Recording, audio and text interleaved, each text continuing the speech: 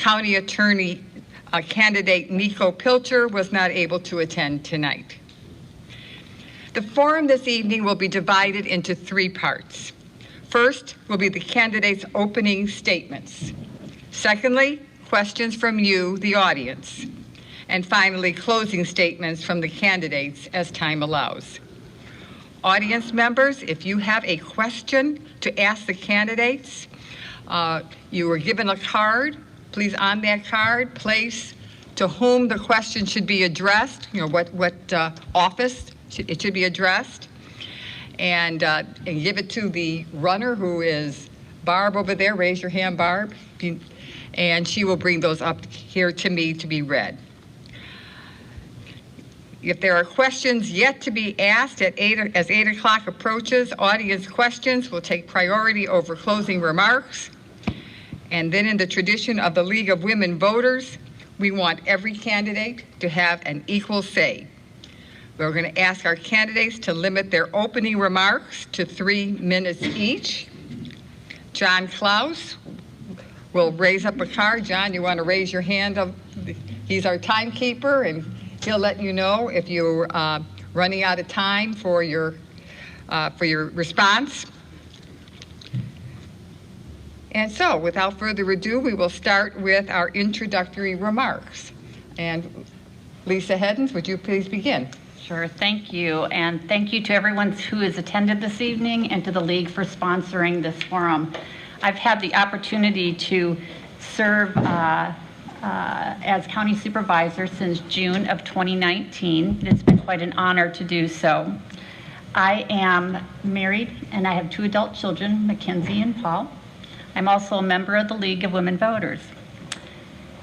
In my capacity as County Supervisor, I serve on many boards and commissions that range from economic development, workforce, transportation, healthcare, and mental health care. In my private sector job, I previously was the executive director for NAMI Central Iowa, and then LSI's early childhood program here in Ames. I also had the opportunity to serve the residents of Story County as a state representative, and I really appreciated the opportunity to continue to serve in this new capacity. A current challenge facing local governments is the continued erosion of local government authority by the state legislature. And that is something that county supervisors need to stay on top of and have the ability to reach out to our legislators to explain the impact of the bills that they are sponsoring and that get passed through, what it does to local government. What type of cuts may occur, what programs may be ended because of their the erosion that they are doing. Having been a former legislator provides me the opportunity to reach out in a different capacity to our legislators, many of whom I worked with on legislation on both sides of the aisle to pass to being signed. I still have that contact information. I still can reach out to them, as I have, to explain to them what it does to local governments. And I have heard at times when legislation is being worked on, legislators saying either Lisa Heddens supported that or Lisa Heddens disagreed with that. So I feel I've got some leverage of authority, I guess you'd say, or recognition at that state level. As a supervisor, I've worked to expand mental health services within our county. We have funded the YSS's behavioral health campus that's going to be built down in Cambridge.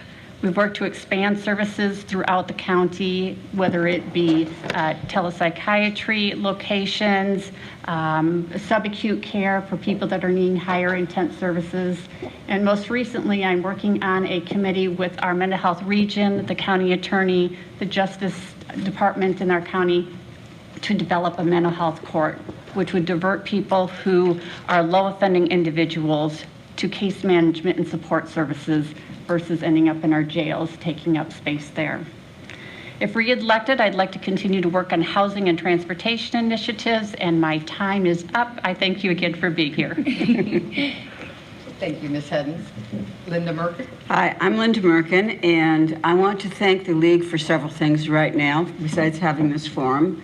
I want to thank you for doing voter registration. It is really essential and a great service to the voters. Also, Vote 411, the election guide, which you do every year.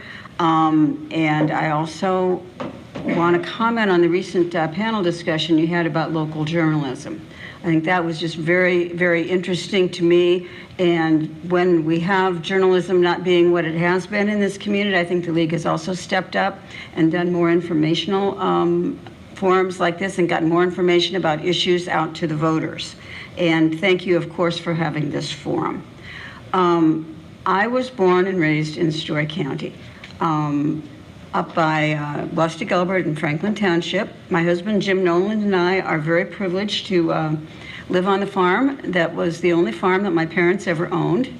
They bought it when, after renting for the first dozen years of their lives, they managed to borrow some money and buy an 80-acre farm, which they thought was a big deal then. Of course, an 80-acre farm isn't quite enough to make the mortgage payments, so they took town jobs, and my uncle helped farm it. My cousin Pat right now farms for Jim and myself. So even though we didn't inherit it for, generations, it's our family farm, and we're very proud of it, and we're very, very glad to be able to live there. So I grew up around Gilbert. I graduated from Gilbert High and Iowa State University.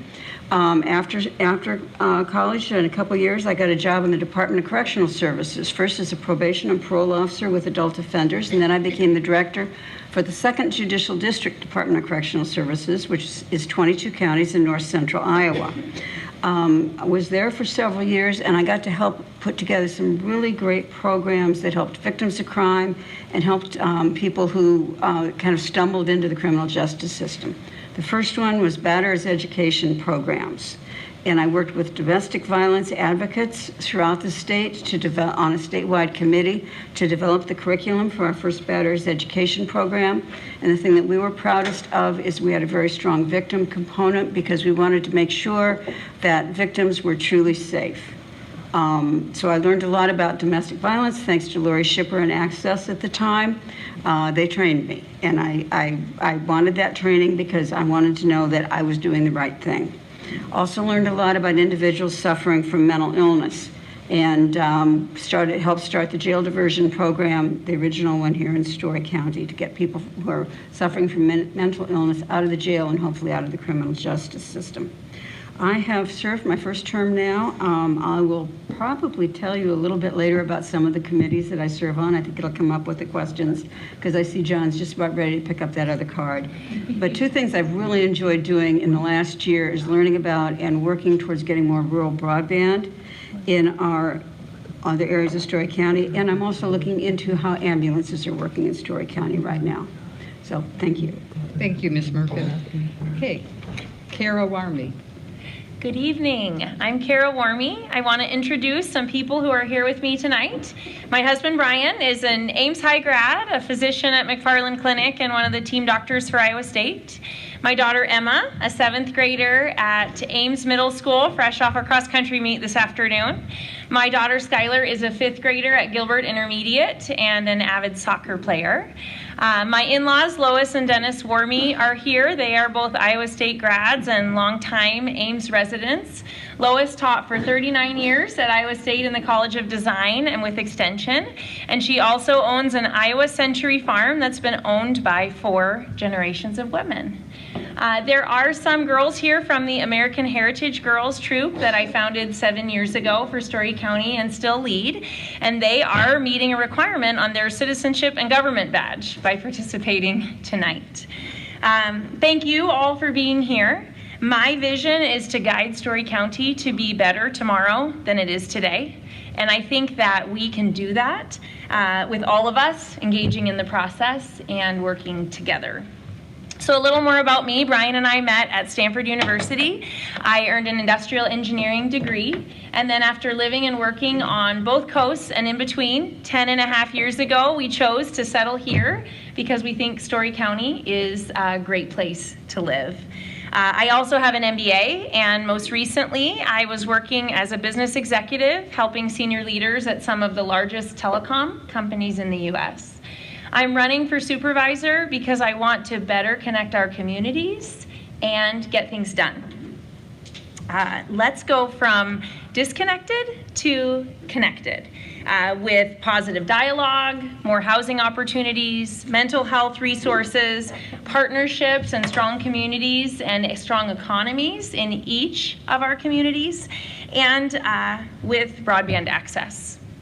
So did you know that 1 in 4 households in Story County doesn't have broadband access? And over the last 3 years, broadband subscriptions in Story County have actually declined. We're now more than 10 points behind the state of Iowa. And Story County has a legacy of innovation and excellence, and we don't want to lag on something as important as internet access. I was working for AT&T when they built out their original fiber network. I have the language and the connections to make real progress on broadband for our county from day one. I've never held public office, but I think the best approach is to listen to and learn from the people. So I will ask a lot of questions, look at all the data that I can, seek to understand both sides of each issue, and then move forward and get something done that's the best for the people of Story County. So I look forward to hearing from you tonight, learning from you what you love about Story County and opportunities you see to make quality of life better for everyone. Okay, thank you, Ms. Warmy. James Wright. Hi, excuse me, hi, welcome, and thank you for inviting me here tonight. I'm a grassroots politician, my first run at being in public office. I'm from Collins, Iowa. I was born and raised on a farm, and today I continue to run a farming operation, and I have livestock also. When I graduated from Collins High School, I went on to DMAC and have an ag business degree from DMAC, Associate's Arts degree, and I also studied business law, really liked business law. So I transferred up here to Iowa State, and I left Iowa State to go back home and farm. I did not finish my schooling up here. I've always been a volunteer when it came to church, when it came to fire department, when it came to other activities. I was always a volunteer. Story County Cattlemen Board, Story County Cattlemen, or Story County Pork Producers Board, and I was past president of both of them. Our family had a real estate business, and I was a salesperson for real estate for about 20 years, and then I discontinued that. One of the things that I'm really proud of is I'm currently on the Story County Medical Center Board of Trustees, and that's another volunteer position that I've always been on, and I'm serving my 12th year this year. And I'm very proud of the success and the more work that we're getting ready to do on some more expansion.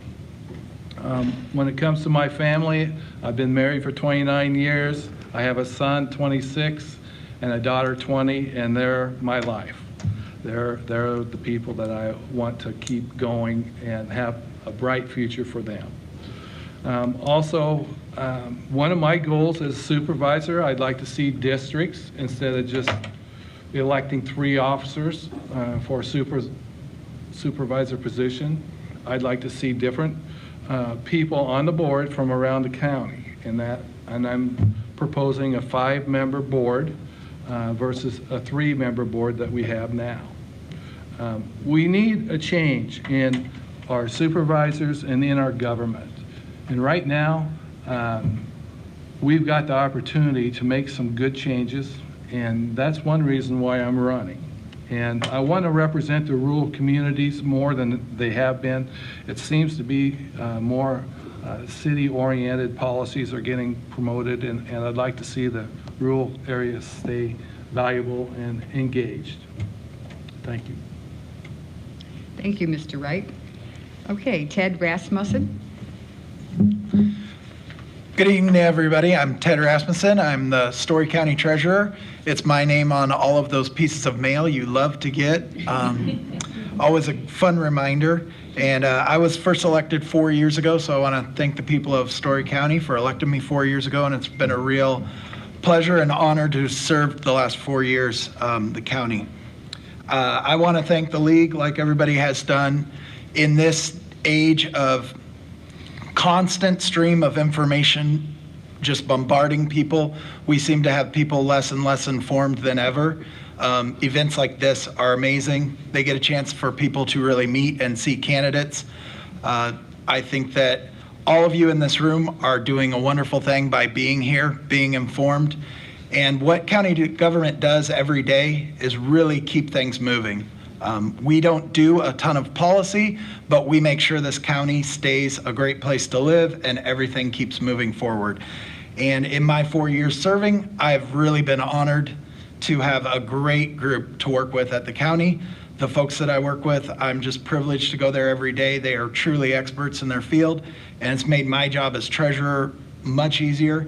And I've just had a great first 4 years, and I'm happy to seek re-election, and I hope you guys trust me with 4 more years. The biggest thing I learned in these 4 years, I had a lot of goals coming in, and COVID kind of said, we've got new goals for you. And I learned the most important thing we can do as a county is to provide a safe environment for people to do the business that they need to do in and be there for them when they need us to be there. So that really was the focus of our term, all of us up here who went through COVID. We learned that lesson the hard way, and we did our best to push through and provide great service throughout, and that's going to stick with me for the rest of the time I serve.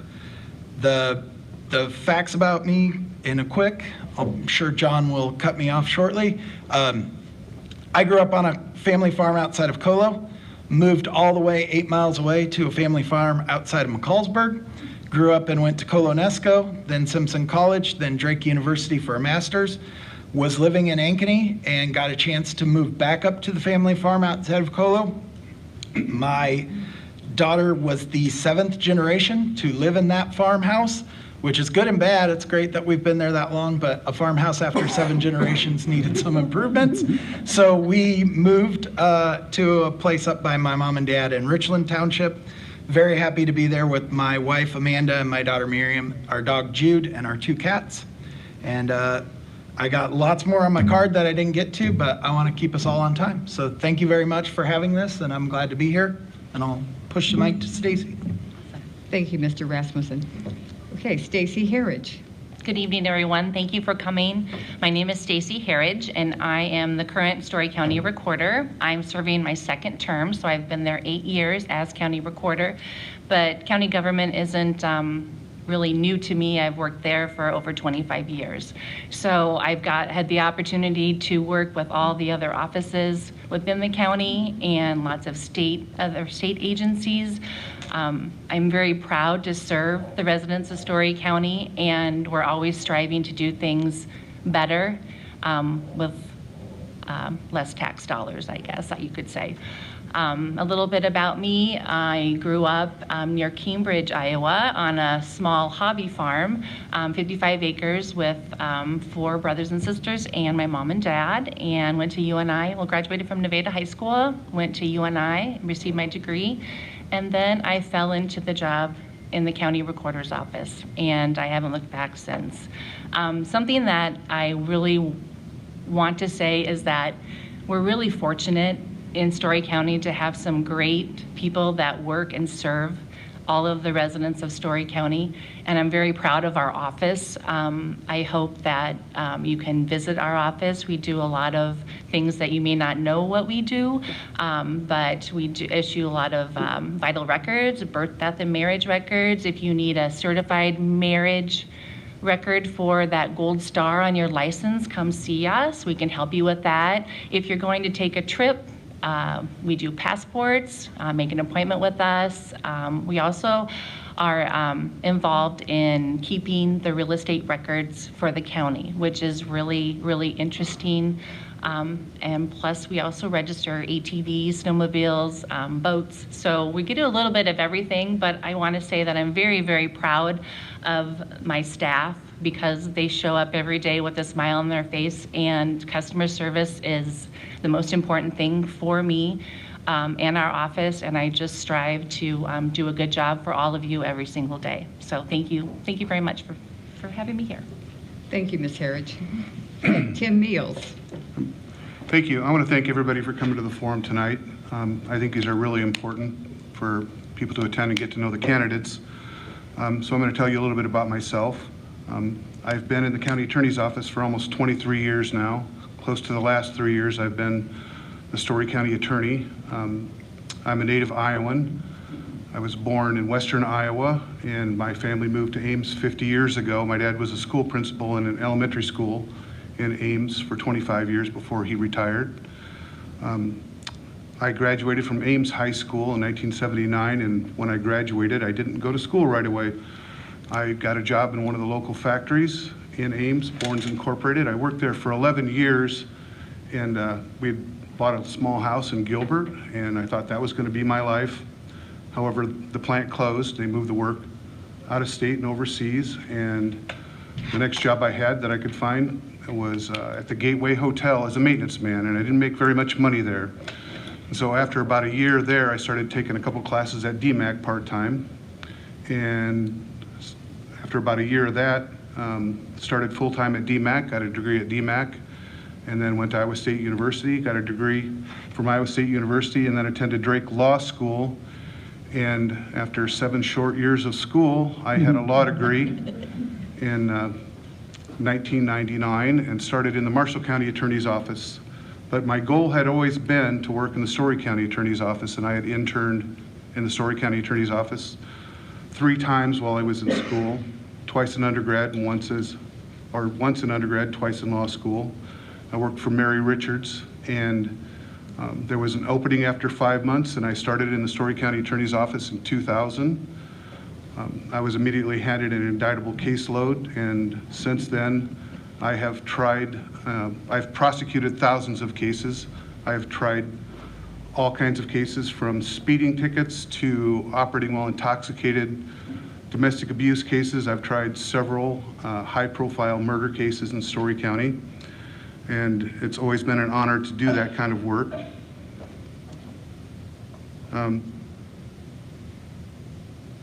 I was promoted first assistant in 2017, and when my predecessor took a job with the Attorney General's office in 2020, I applied to become the Story County attorney. It wasn't on my 5-year plan, but I was by far the most experienced person in the county to take that job. And it's really not a job for amateurs. I've enjoyed doing it, and I'm hoping to be reelected this fall and to continue serving the people of Story County in that position. Great. Thank you, Mr. Meals. Okay, we're going to transition now to questions from the audience. Now remember, you were passed out some cards where you can write questions. If you need another card, just raise your hand and Barb will pick them up. If you've already written your question, please hand them to her, and that will continue throughout our session. Okay, the first question from the audience is... Just to be clear, is it 2 minutes and 30 seconds to answer, or 3 minutes? 90 seconds for the response per person. Okay. All right, this is a question from the supervisors, for the supervisors. I've seen the building going on around Ames and am concerned about the loss of agricultural land, urban sprawl that contributes to increased pollution, big lots and houses that do nothing to meet the need for affordable housing. How do you personally feel about this? And as a supervisor, what can you do about this? Okay, and let's start with Carol. Okay, great. Thank you for the question. I do think housing is a critical piece in the overall cycle of economic development. We need housing of different styles and different prices to attract people to come and stay in our county and to attract businesses. And I think that when we want to increase our services that we're offering to people, we need that tax base that comes from being friendly to business. Now, agricultural business is, of course, the heart of what we do in Story County, and I want to support and encourage what goes on with agriculture in our county. But the reality is, as a county, you're either growing or you're in decay. And I think that making wise decisions for where to develop is what allows us to continue to grow and thrive and provide those opportunities to people.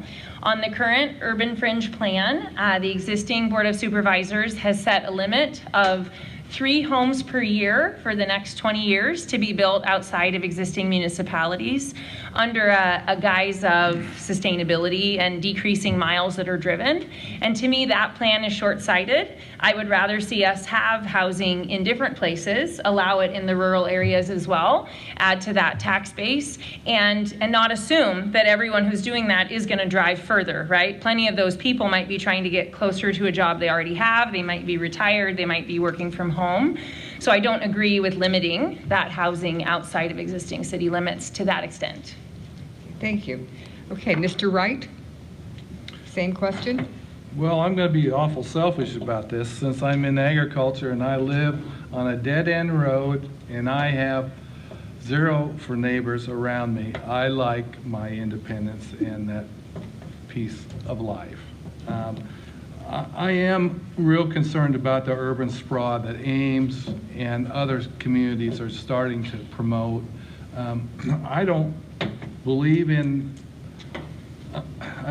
that we need this urban sprawl to take over some of our good, rich agricultural land. That's my problem with it.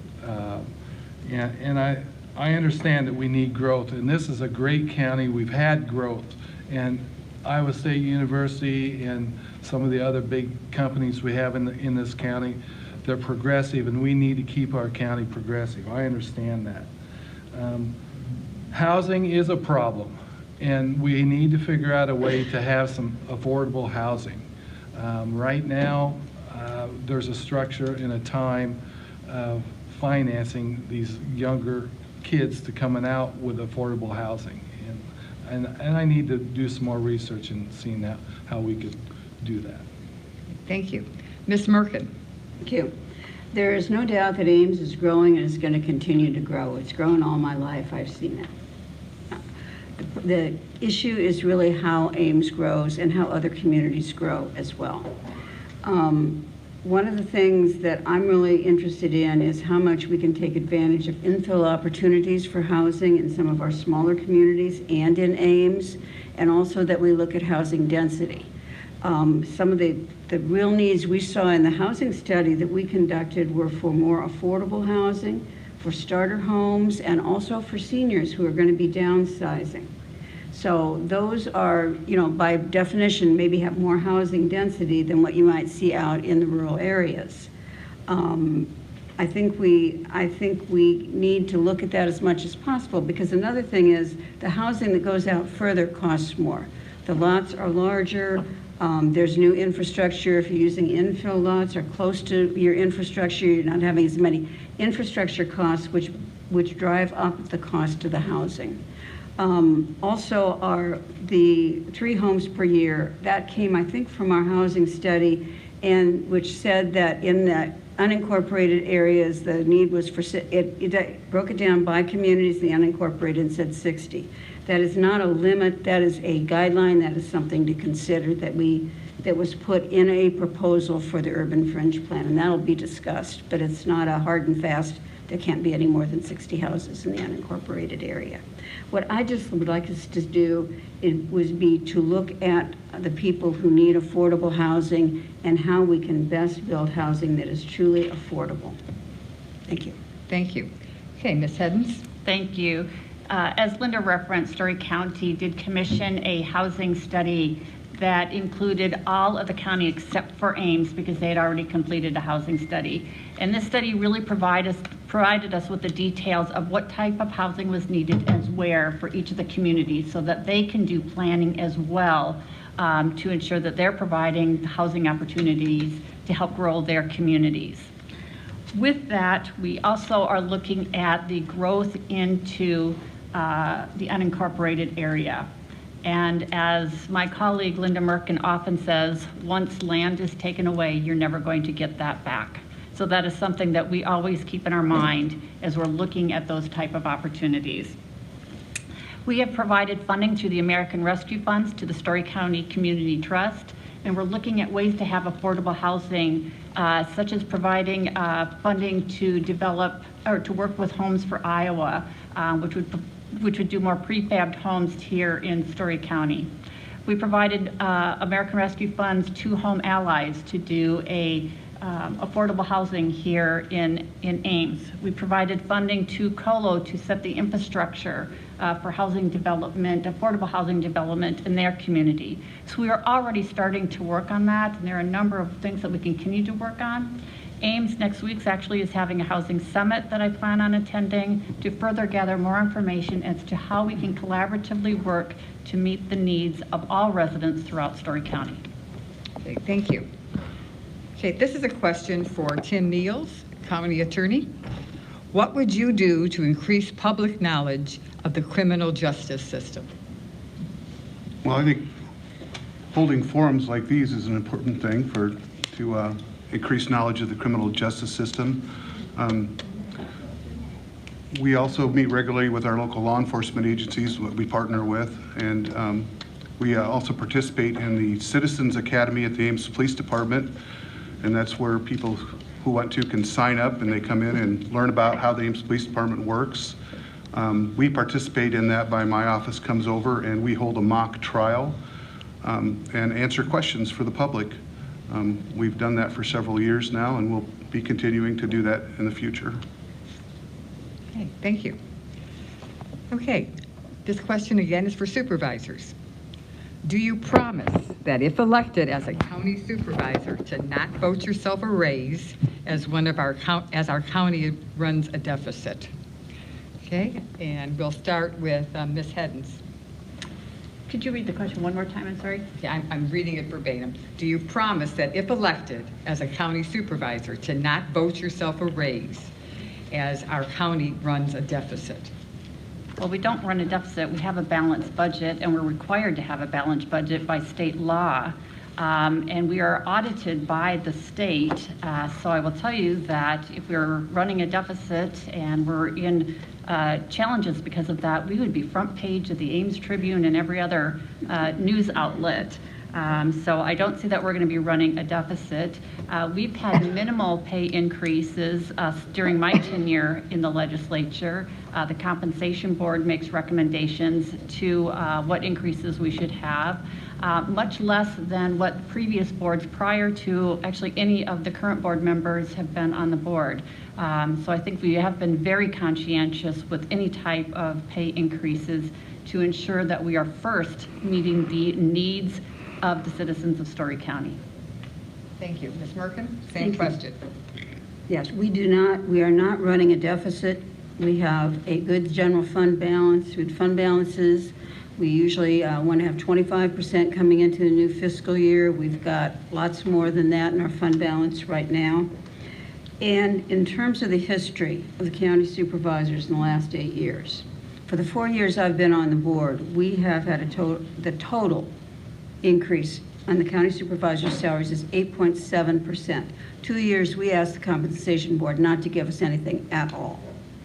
The 4 years before that, when I was not on the board with other people, none of the current supervisors were on the board, I calculated that it was nearly a 21% increase for those 4 years. So when you're looking at the history of it, we have been a very frugal board in terms of the, twice just even telling the compensation board, no, this year we don't want to raise. So I don't think that the premise of the question that we're running a deficit, we're not running a deficit. We watch the budget closely. We just did a budget amendment that was, just very, even more money in the fund balance than there was predicted to be back in June. So we're in good shape. Thank you. Okay, Ms. Warmy? Great. So I appreciate the premise of the question in the sense of needing to focus on fiscal responsibility and managing the county budget like a family budget and making sure that it is within its means, and also paying attention to not using one-time funds for ongoing expenses. I do have 20 years private sector experience managing multi-million-dollar budgets. And so it's something that I would take very seriously in thinking about your taxpayer dollars and what the long-term payoff is for the county and the broad impact of anything that we are spending money on. I think there will be opportunities to look for efficiencies and to spend our dollars more wisely. And I'll always look for opportunities to focus on action and things that you can see and touch over more meetings, more commissions, more rules, more paperwork. Want to make sure that you're feeling the impact of your tax dollars at work. Thank you. Mr. Wright, same question.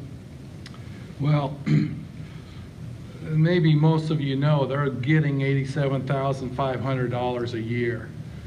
And I'm not running to get this office to get paid that well. My reasoning for that is we're using your tax dollars and we're not really representing all of the county when they look at the cost that they're putting out in front of us. This 8.7% raise that you guys say that you have gotten recently, and that hasn't been that way in the past, I don't know if I understand that correctly, so I question that. I'm not going to vote myself a raise. I will not do that. I'm working for you, and I want you to know that. And I don't think it should be about all the money that we can make. I'm also not in this to have a deficit. Supposedly, they're saying we don't have a deficit. You know, when I look at the auditor's report and I look at different areas, it doesn't look like it's a balanced budget to me. So I would want some more research done on that myself. Thank you. Okay, thank you. Next question is for County Treasurer. What ideas do you have to improve the office of County Treasurer? So this is I'm glad that I was asked this, and I'm going to try to do this in 90 seconds. The previous question means a lot to me because we had multiple staff members leave in the last couple of years because we were not competitive in our wages. And to be a clerk in our office, you have to know roughly 25 to 30 sections of Iowa code. You have to apply that Iowa code on a daily basis. We aren't like working in a retail store where somebody brings us something, we scan it, and we say you owe us $42. You have to understand the law of Iowa, which is very, very detailed and very, very strict to do our jobs. And recently we were able to go through a compensation study and get our people paid better, which the most valuable people, or the most valuable asset of Story County is its people. And the fact that we can keep them there and keep them educated and ready to do their job, I'm very passionate about that improving our county. Because every time we have to train and make errors, it is a risk for our county. So that I'm very passionate about, and I know we did it within budget, and it was amazing that we are taking care of the people who come to work every morning and do a hard job and a good job serving the public. Beyond that, I've got a lot of ideas that I've got 10 seconds to say. I will say I'm excited to be serving on the State County Treasurer's Board. So I am involved in executive meetings and legislative meetings, and we are working on things to make it easier to do business with our office. That's always our goal. Thank you. Okay, another question for our supervisors. Many of us in rural areas are concerned about drainage issues. What can the supervisors do about this? And let's start with James Wright. I'm familiar with a drainage district, and I know that there's 330,000 acres in Story County. I was on the FSA Farm Service Board for 9 years and chairman at last year. Our drainage district was most of our tile lines were put in the 20s, 30s, and 40s by hand. That infrastructure is getting worn out, and we really need to look at how we can address that going forward. And I'm concerned that some of this drainage that we're changing the channels of the water, the little creeks and rivers, when you do all that, it forces more water on some area cropland, and also it will flood different communities. Another interesting point that I want to make is some of our communities have been built in a swamp area years ago. So they get water from everybody around, and it comes into their city. And they're addressing that to a point, but there's more that we can do as a county.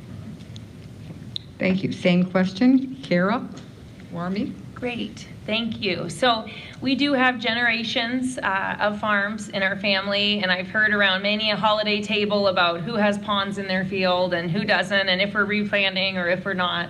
I understand that water, and whether you have it or don't and where you have it, is critical to people who are relying on agriculture for their well-being, and all of us who are eating and fueling from the crops that are grown here in Iowa. The districts themselves are not my area of expertise, and I'll be the first to tell you that, and that'll be my approach, to go find those experts, find the data, understand what's working in other counties, what's working in other areas, and make sure that we are paying close attention to the things that impact our growers. I also think water quality is really important, and I like the research that's happening at the research park at Iowa State, the Genius Grant that was just awarded within the cultivation corridor for work that's being done on prairie strips, and what can be done to help sustainability and long-term viability for agriculture here. So I think investments that we make in soil health, in cover crops, in everything about water quality, hopefully improves our overall ecosystem and can tie into what we're doing with drainage as well. Thank you. Ms. Merkin? Thank you. For those of you who don't know, county supervisors serve as drainage district trustees when a district does not elect its own trustees. In Story County, none of our drainage districts elect their own trustees, so it falls to the county supervisors. We have a 100-year-old drainage law. We have facilities that are at least that old, and we have an obligation to maintain the drainage systems at the efficiency that they originally were. That we must do.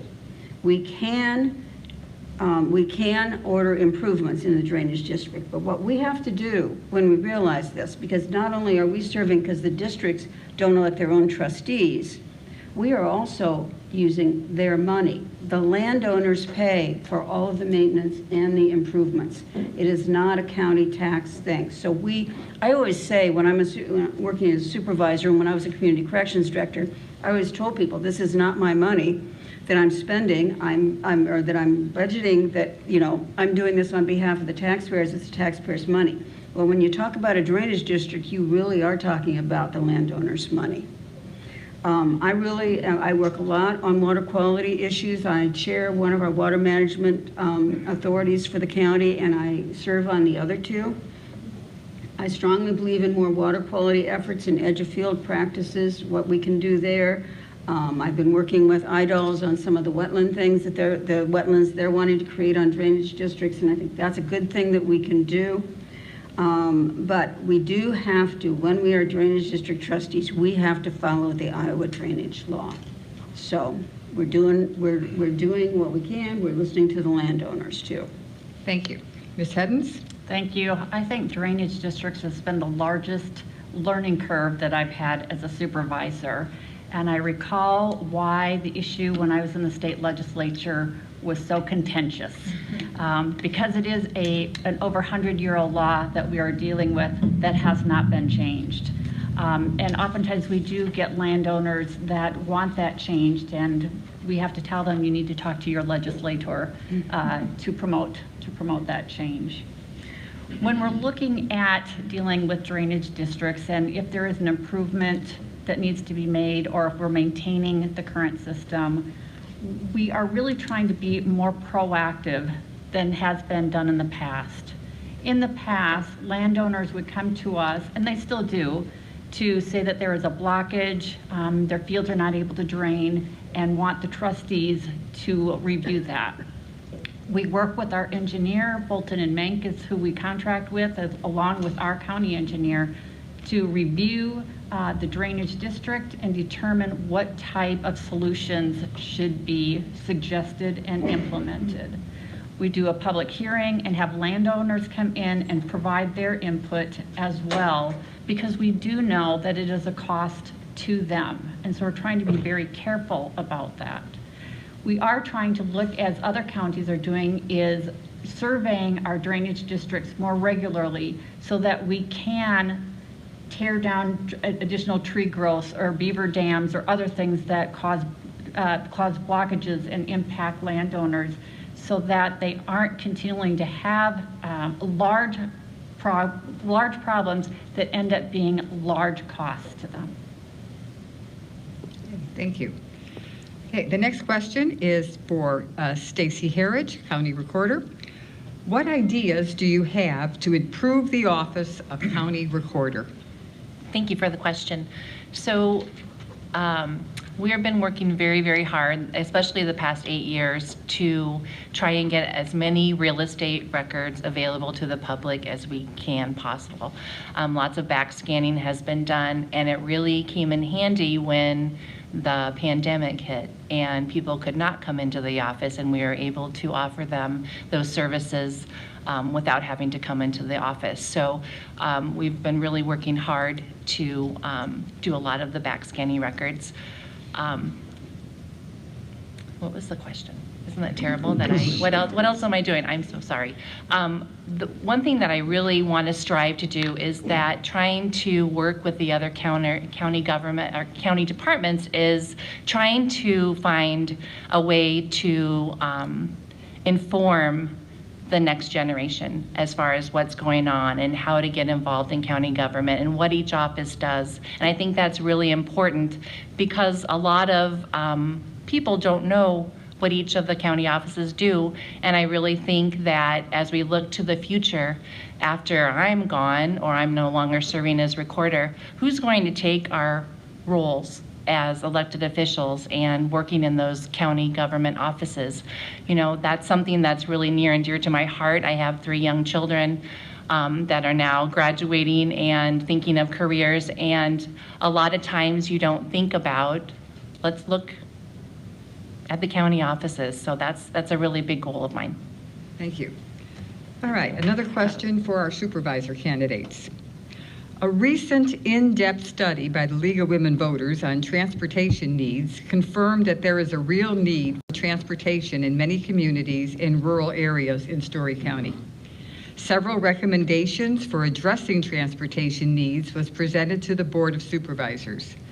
What might be your response or action regarding these recommendations?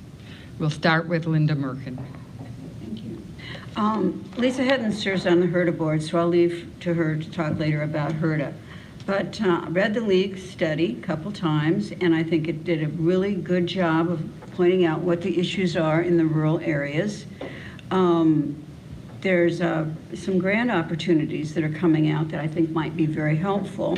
Just saw one today, and I can't remember the name of it, but it's from the DOT, and it's talking about a planning grant opportunity for communities, and it's basically transportation, but it pulls in a lot of other things.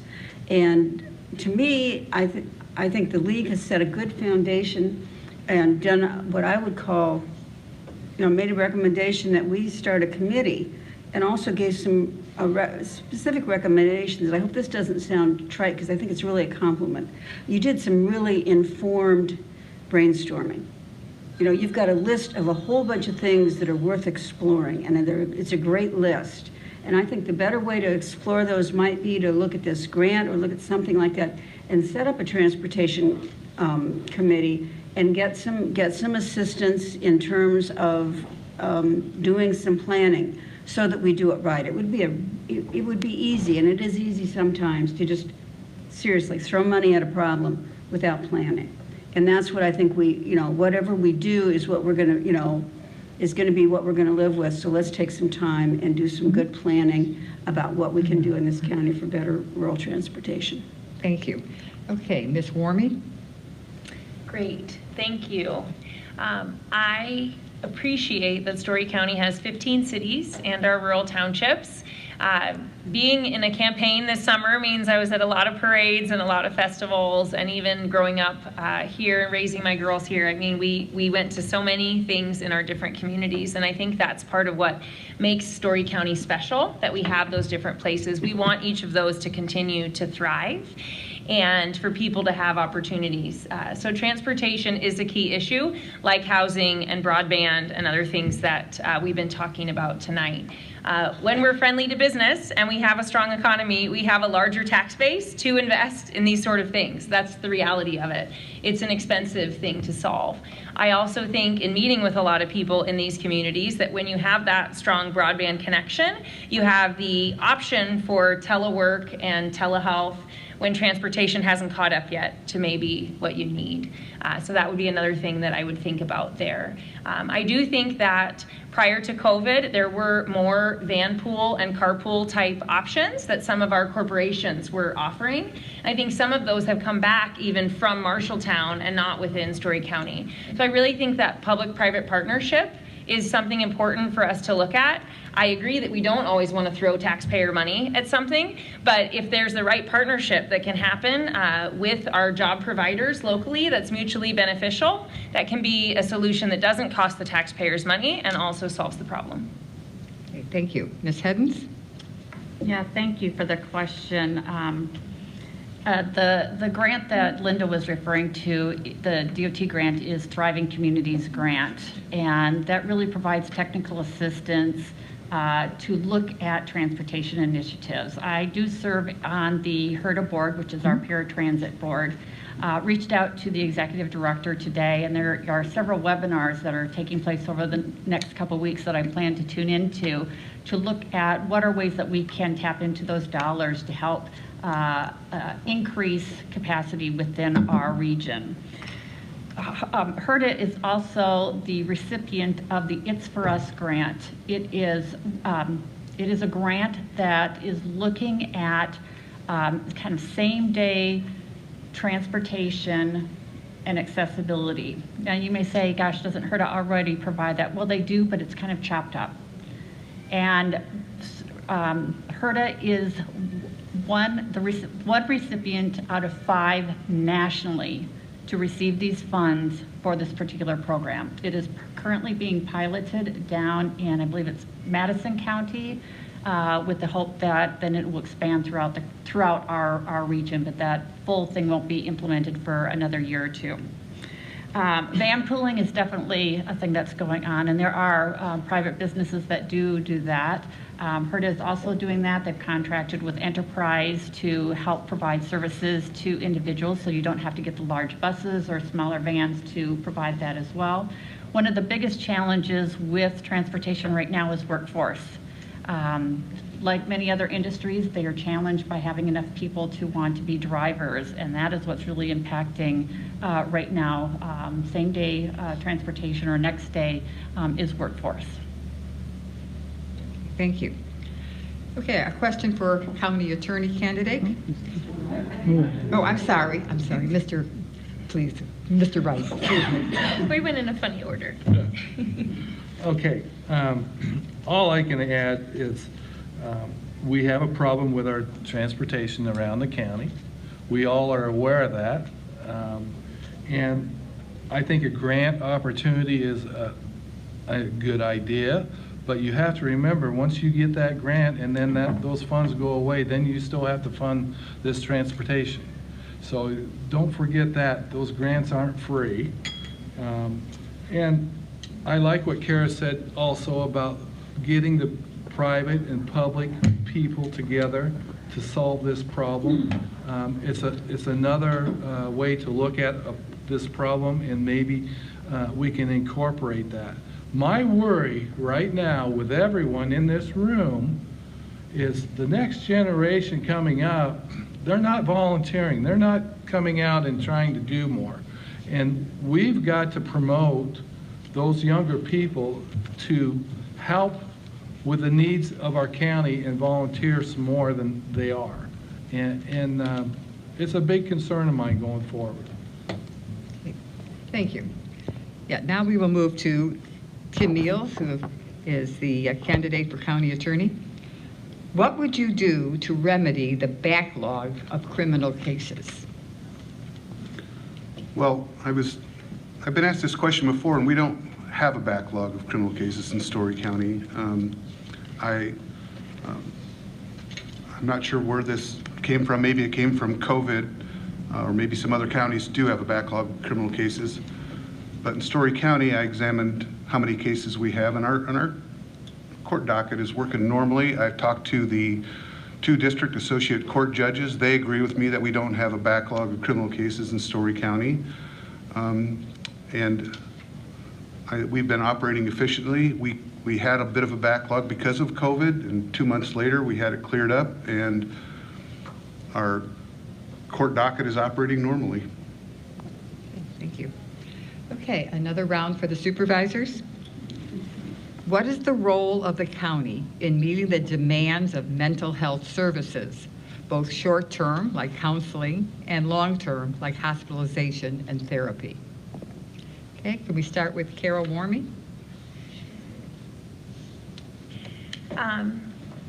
So mental health is obviously a huge focus, as it should be right now, and something that's in crisis, with suicide ideation at an all-time high. And the funding for mental health has moved to the state level, directly to the regional entities. But Story County is the largest county in CICS, our region, and it's the Board of Supervisors' role to advocate for the unique needs of Story County. And I say unique because the age group with the highest incidence of mental illness is 18 to 24-year-olds. 31% in that age group are facing mental illness. And our county, of course, with 30,000 students right up the road, faces that so much more than the other counties who are with us. And so advocating and participating actively within that regional group is really important. I participated in the Mental Health Expo at Iowa State campus, and there were 50 tables of resources, organizations, service providers. So I think everything we can do to educate people on resources that are out there and to hold their hand through that process to try to partner is a big thing. I will say again, in terms of what we do with our economy, allows us to increase our funding of ASSET and those other local agencies that are trying to help people who are in need for mental health. I also think what we do around outdoor recreation and conservation makes a big impact. The research is clear that being outside, being off of screens is so important. And so that's why I talk about bike trails and parks and getting people outside, because I think those are things we can do to help have a strong community that sets an environment that can be more healthy mentally. Thank you.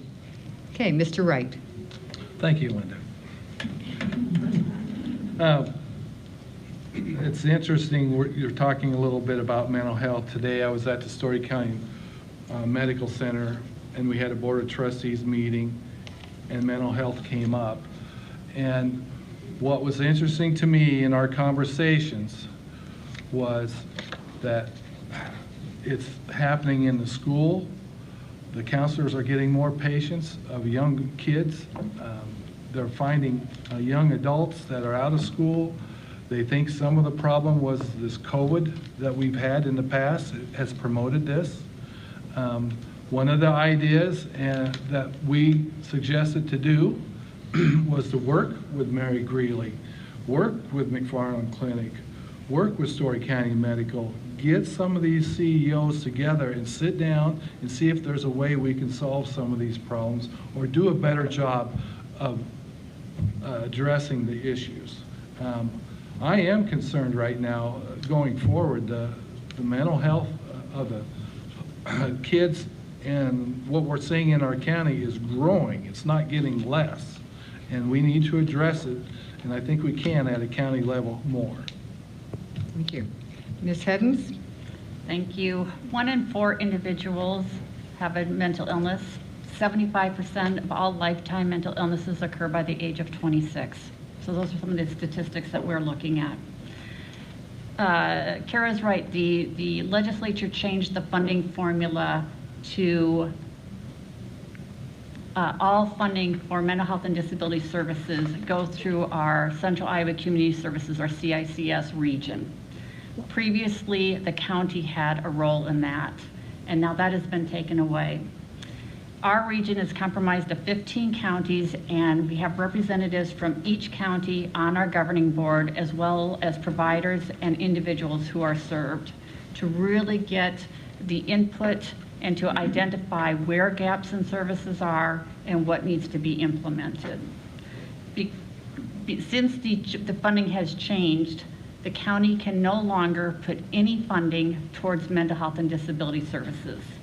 So any funding that we put towards ASSET, our safety net program here in our county, $0 from the county go to mental health and disability services. That can only come from the region. And that really takes away that local government's control and ideas of how to further meet the need. I truly believe that mental health is a key issue facing our county, facing our state, and facing our nation. More resources need to be put in, and I do have a concern that with the state being the sole funder and not being a partner with local government, that services will be cut, funding will be cut, and we'll have to end up cutting services, and the county will have no recourse to sufficiently fulfill those needs. Thank you. Ms. Merkin? Thank you. Kara's right. The county needs to be an advocate. And I will tell you right now that we have the best advocate we could possibly have for Story County residents suffering from mental illness in Lisa Hedens. When I came onto the board, which was 6 months before Lisa did, I asked to be on the CICS board, the Central Iowa Community Services Mental Health Board, because it was an issue from being in corrections that I really knew needed attention. I felt like I did know quite a bit from that. But when Lisa came on the board 6 months later, when she was appointed to take a vacancy, the first thing I did is I went to her and I said, you need to take the CICS board. And she said, but that's one of your issues. You're concerned about that. I said, yeah, I am. I'm an advocate. But you're an expert. The time she spent in the legislature learning about mental health and the connections she has there, she is the best possible advocate for Story County residents who are suffering from mental illness than we could have. I do also agree with Kara that people need to get outside, and that helps their mental health. I saw this as a conservation board member during COVID. I was so proud of our conservation employees because the parks got flooded. When people couldn't go anyplace else, they were out to the parks. Sometimes there were things that happened there that they had to deal with that, were, whatever. But they were very good about it, and they understood that they were playing an important role by helping people enjoy our county parks and natural areas. And I think that is one of the things that I want to see. I want to continue on the conservation board and see how we can increase that. I also worry about the kids who are affected by COVID. I think who are older, it was a smaller percentage of our lives than what happened to some of the kids who are coming of age or are younger during COVID. And I think everything that we can do to help with children's mental health right now is totally needed. And one final thing. When I was in community corrections, I had a budget that was 90% state funded. When we got across the board cuts from the legislature or the executive branch did across the board cuts, it hurt. And I agree with Lisa, it was not a good thing that the legislature did. I think it really jeopardizes mental health funding if we end up with a downturn. Thank you. Thank you. Okay, a question for our county recorder candidate. Do you feel that the county recorder should be an elected official, and why? That's a very good question, and I actually got asked this on the Vote 411. I would highly encourage you all to use the QR code. So the county recorder's job is very nonpartisan, I will tell you that. And after serving for 8 years, I honestly do think that it could be an appointed position or hired position. But then you have to think about well, who would do the hiring? Would the board do the hiring, or would we have a commission or another board? So I'm very proud that we are very helpful and nonpartisan. So I do think it could be appointed, but I'm happy to serve and I'm happy to run every 4 years. As you can tell, I'm not a politician. I am just a regular Story County girl that wants to do good every day, and getting in front of a lot of people and to talk about yourself is somewhat hard for maybe more than just me, but that would be my answer. Thank you. Okay, back to our supervisors. Ames City Council has at-large members. Would you, as a county supervisor, vote and promote a 5-member board to ensure equal representation across all of Story County? Currently, they have 3 Ames City members. Okay. Lisa, would you like to answer that question first? Sure. First I'll say is we have 2 Ames residents and 1 who lives in Franklin Township near Gilbert, so we don't have 3 in Ames.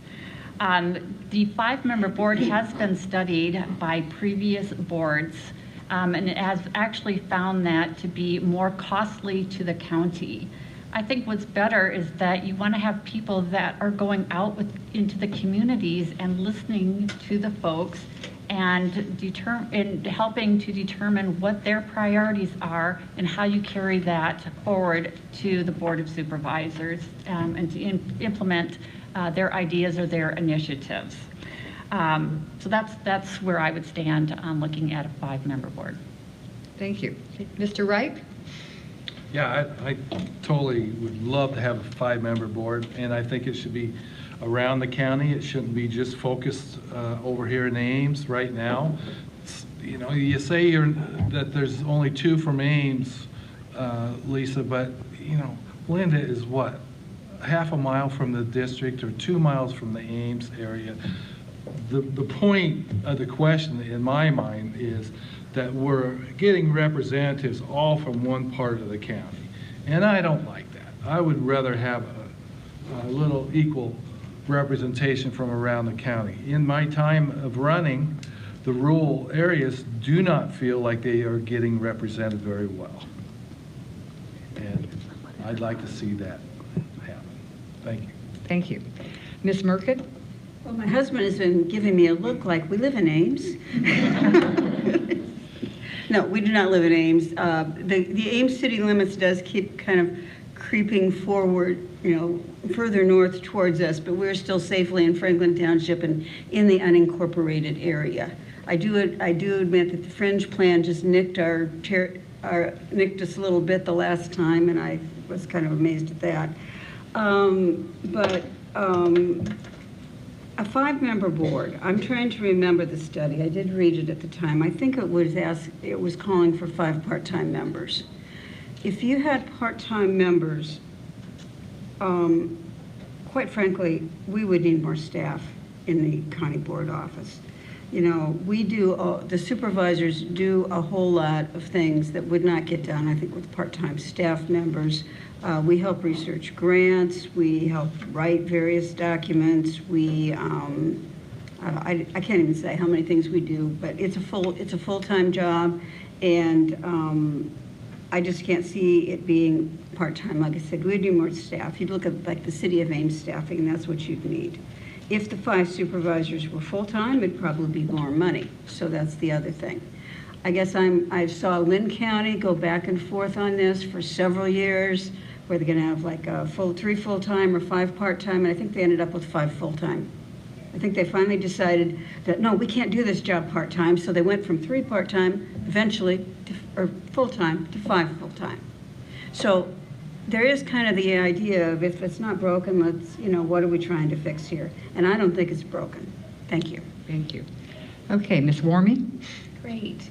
Yeah, I think representation is important, and all 15 cities in our county and the rural townships deserve and need to be represented. I also live in Franklin Township, since we're all pointing to exactly where we live. So we are a part of rural Story County as well, but yes, very close to Ames. So I have been meeting with mayors and city managers and city councils and city council members, and I think that's something that would be really important to continue, to make sure that there is dialogue with each of the small communities, and that we are focusing on giving each of those communities a chance to be a destination and also supporting the interests of those residents. I agree that there are other counties that have tried this and gone back. I think with a 5-member part-time board, normally then they hire a county manager, and I think that the worry that I would have with that is then it takes the electoral power away from you, the voters, to the person who might be making the bulk of the day-to-day decisions. And so that would be a worry of changing things in that way. So I think it's worth continually looking at, and I always want to be open to hearing new ideas and considering what would be the best approach for the taxpayers. But I do think that right now it's a full-time job. It's absolutely a full-time job, and I'm prepared to do it as a full-time job. Thank you. Okay, another round for the supervisors. What can and will the county do to meet the threats posed by climate change? Threats posed by climate change. Let's start with Linda Merkin.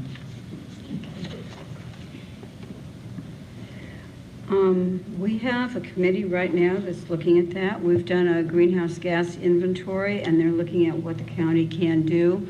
There's a plethora of things. I just read the report of it's called the Go Green Committee. They're talking about composting food waste, which is something that should be done. They're talking about more recycling, not using as much styrofoams, getting rid of single-use kind of cups and things. Those are things that really can make a difference. They're also looking at our vehicle fleet. How can we transit our vehicle fleet from carbon fuels to something that would be be electric or something else? So I think we're making some good progress. I saw a lot of energy in what the Go Green team has been doing. We do have 2 of our largest buildings that are heated with geothermal, heated and cooled right now with geothermal. There's some more options, I think, for us to do that kind of thing. We're also 2, 3. Tell me later, Jane. Jane's shaking her head. I said, okay. So anyway, what we're looking at lighting, we're looking at a whole bunch of different things. So I think there are a lot of things that we can do and we will do in the future. I'm working on water quality issues, and I think there are also some climate change impacts there, and also soil health. So I think we're trying to look at internal county and external, just internal county government and external, the whole county, what can we be doing? Thank you. Ms. Warmy? So I think that the county can and should encourage stewardship and sustainability. I think given the size of our county and our limited resources, I'd really like to see us focus on action and drawing from research that's already been done over additional administration and research type studies. I think we can partner and leverage best practices from Iowa State Research Park, from our county's many experts in renewable energy and cutting edge agriculture, and the climate action plan that's underway with the city of Ames. I think that it's critical our farmers are at the table for any discussions around climate, because they are the ones hosting wind turbines and, again, providing food and corn toward renewable energy. I like what Linda's saying in terms of setting an example at the county level. I think before we ask other people to do things, we want to be doing them ourselves. So I like the idea of looking at things we can do for efficiencies and vehicles and energy use. And then utilization is a key thing. When we have people outside and enjoying nature, we create those hearts of wanting to conserve it through their lives. The last thing I'll raise is the need to be data-driven and honest with what's going on. So Hickory Grove is our largest county park, and huge investments have been made by the county. It was closed this summer to swimming because of E. coli levels. And the reason that Mike Cox, the director of conservation, came and told the board was that it's because of the geese. I don't think that's been widely shared. I think everyone assumes that it's because of what's going on in agriculture. It's not what was part of the information shared from the county. I think when we're honest and collaborative, we can work together to find the best solutions. Thank you. Mr. Wright? Yes, Linda, thank you. Also, Linda, when I got up this morning, the weather had changed. It was different than the day before. We are aware that we're in times of climate change, and we are trying to adapt to what we know we can do to prevent any further damage going forward. I use Iowa State University a lot for research and farming, agriculture information. It's a go-to place for me. And waterways, filter strips, those are big key things for me in my agriculture scheme of things for water quality. But as far as knowing what we can do to change the climate and make it better, I don't know if the county can really step up and make that change. What we can do is adapt and let people know of ways to control some of the problems that we have. Thank you. Okay, Ms. Heddens. Thank you. I think if anything, the recent hurricane down in Florida showed us that climate change is real and that it is becoming more fierce when it's impacting our communities. Linda referenced the Go Green team and their plan that they have provided to the county. She's listed off a number of the initiatives that they had: composting, recycling, looking at lighting to make sure that we're using LED lighting, EV charging stations, having those available throughout the county, upgrading our energy systems to make sure that they're more energy efficient. We needed to do it anyways, but we were able to use some of the ARPA dollars, the American Rescue Fund dollars, to upgrade our HVAC systems from, the older system to one that's more energy efficient and climate friendly. Throughout the county, you see other uses of energy to address climate change and to be more energy efficient with our wind turbines, with homes and businesses that are putting on solar panels, and through conservation efforts to really address what's going on in our community. And I think there's so much more that we can and that we need to do. The climate change is not going to get better for us. I think it's only going to get worse, and it's going to take action by all of us in the community to address this. Thank you. Okay, it is now time for our closing remarks. Candidates, if you would like to respond further to any of the questions asked previously or to make any other final remarks, you each have 2 minutes to do so. We're going to begin with Tim Meals. Thank you. I want to thank everybody for being here again tonight. I think when you're looking at who you want to be your county attorney, you have to look at what that candidate brings to the table in terms of experience and leadership. I have been doing this job as a prosecutor for 23 years. When I was appointed by the Board of Supervisors for the first time, I had the support of all 14 other attorneys in the office. I also had the support of the 2 largest police agencies in Story County, the Ames Police Department and the Sheriff of Story County. As I said, I've prosecuted literally thousands of cases and tried numerous felony cases, and I've put my fair share of bad guys in prison. And this job focuses on public safety. We have 15 attorneys in our office, and we have a budget of $3 million, and we handle every single criminal case that gets filed in Story County. This is not a job for amateurs, and it's not a job where you get the job to learn on the job. This is a job for somebody who has proven experience and leadership, and I bring that to the table. So that's why I want to continue to be the Story County attorney. Thank you. Ms. Herridge? Once again, I want to thank you all for coming. you know, I enjoy my job every day, and I encourage you to stop in when you're paying your property taxes or getting your vehicle registered, to come in and take a look at all of the good things that we're doing in the recorder's office. I have a wonderful staff. We work very well with all the other county departments, striving to do more great things with less tax dollars. I'm very proud of that. Our office is very fortunate that we bring in more revenue than expenses every year, and I pride myself on that, being very fiscally responsible and conservative. And I just welcome any questions you have. You can certainly go to the website and look us up. And thank you for coming. Thank you. Mr. Rasmussen?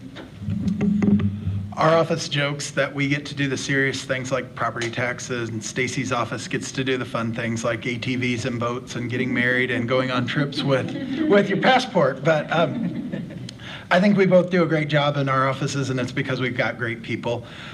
When I ran 4 years ago, I really focused on efficiency and transparency. Efficiency. Our office is amazing. We are by far in the entire state. I think we're the quickest turnaround of any type of motor vehicle things, of property taxes. We are always finishing the mail. When you send us mail, we finish it the same day we get it. We work very hard there. It's an attitude and an atmosphere of just getting it done and getting it done right. And in terms of transparency, I just really wanted to make sure everybody feels comfortable asking any question they want of our office. If they want to know how something works, I want to be there to answer that question for them. And I take pride in the fact that I will bore all of you to death with the intricacies of property tax if you're willing to listen. I will give you more information than you need, because I think that's the only way things really work well, is when people understand why you're doing something and what the purpose of it is. So an event like this is amazing. It gives us all a chance to learn more about the county, more about the county government. And in closing, I just want to say, I am blessed with a large family that lives all over this country, and I go on a lot of trips and a lot of travels, and I just love coming home to Story County. I love coming back to the farm, coming back and seeing my wide open spaces. I love coming back and sitting there with my dog.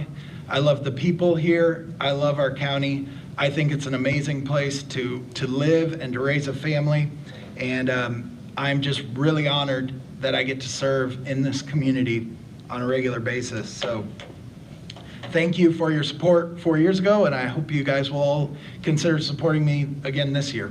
Thank you. Thank you. Mr. Wright? Linda, Barb, thank you for this opportunity. And ladies and gentlemen, thank you for coming and participating here.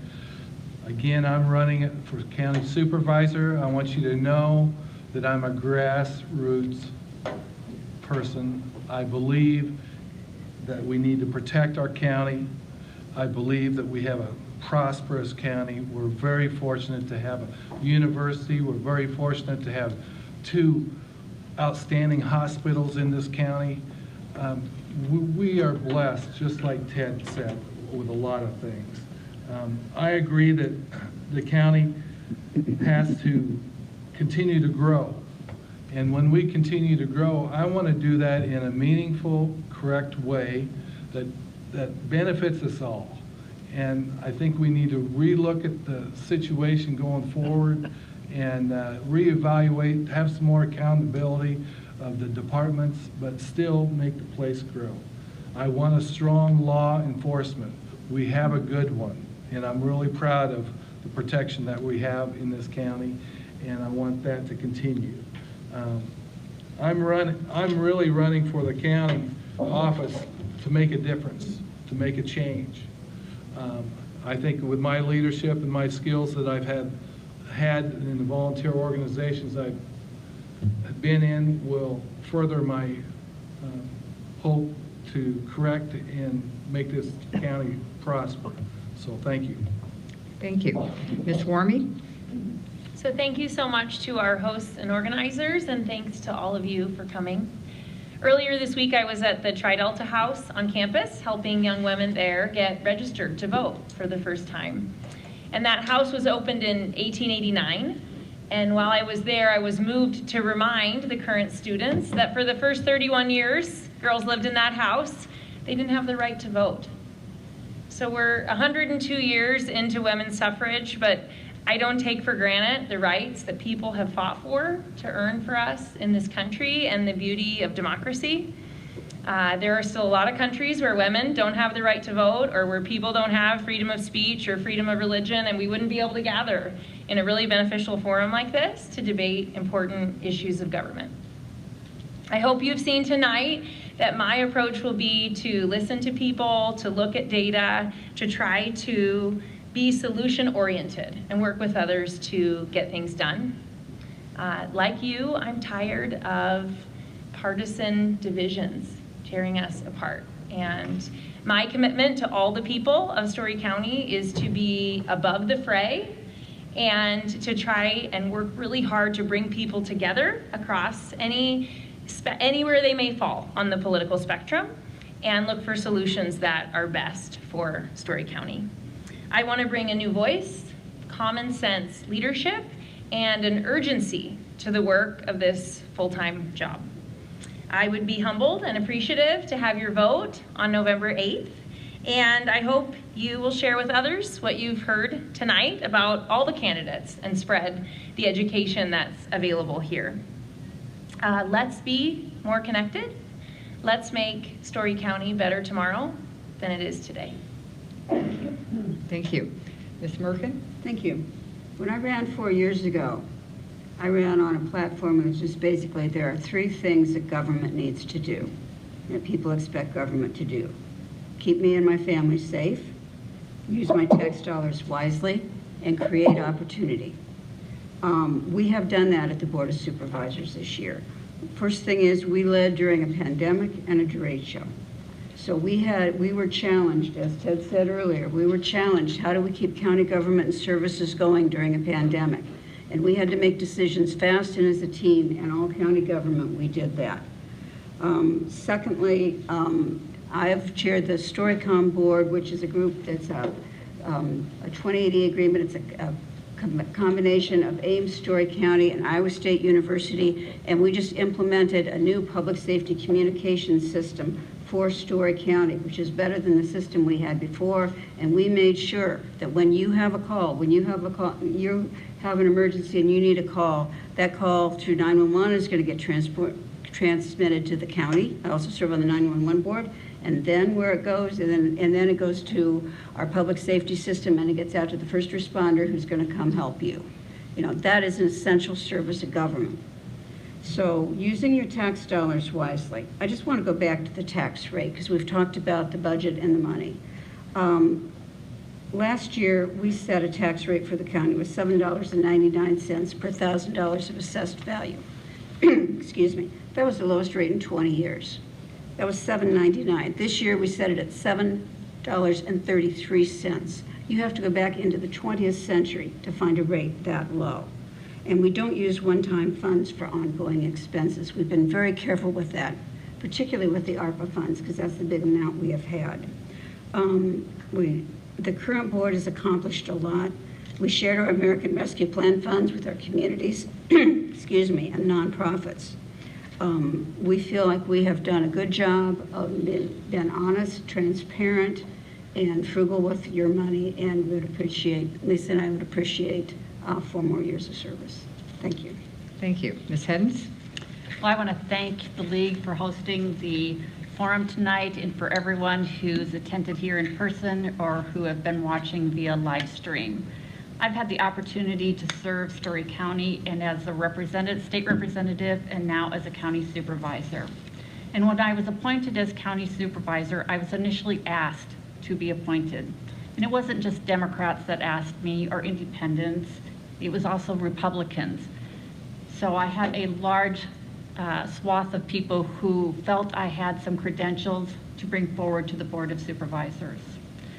I have worked hard on mental health and disability issues, which is a passionate area for me. I have family members who deal with mental health issues, and I have an adult son with an intellectual disability. So it is personal for me to make sure that services are available for all people in Story County.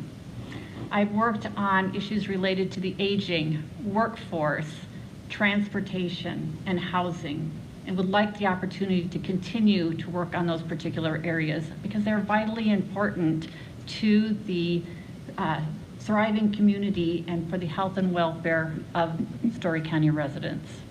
It has been an honor to serve these last 3.5 years as your county supervisor, and I ask for your vote on November 8th, or if you vote early, beginning on October 19th. Thank you for all being here.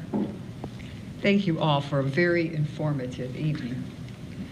Before we conclude, there are a few announcements. First of all, remember to vote November 8th. If you'd like an absentee ballot, we have forms in the back. If you're not registered to vote, we can take care of that tonight, again, in the back. To hear more about the candidates and their views, please remember to go to Vote 411 and hear more about their views. And now I'd like to introduce the president of the League of Women Voters of Ames and Story County, Carolyn Klaus, with a few announcements. First, let's give this panel of candidates a round of applause.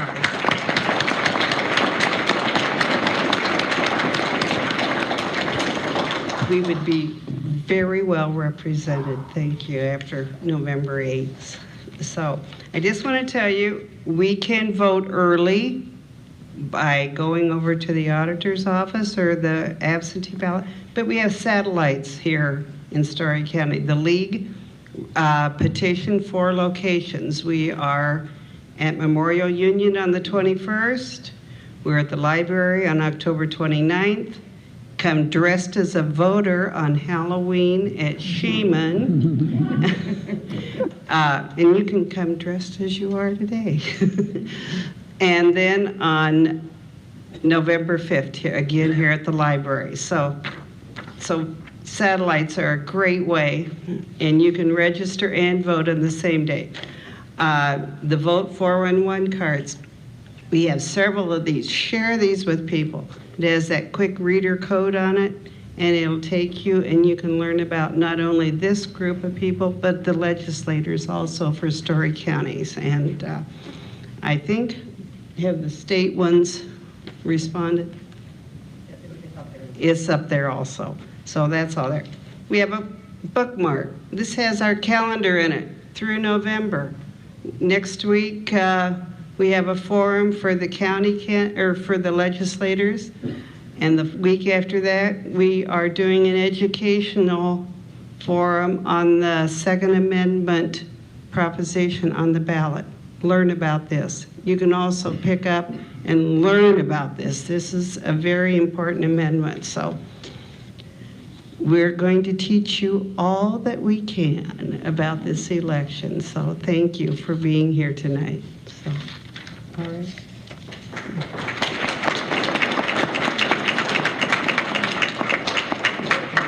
So again, thank you candidates for taking the time to share your views and for your comments and your commitment to serve the people of Story County. And thank all of you who have come here to actively participate in the election process. This concludes our candidate forum. Thank you.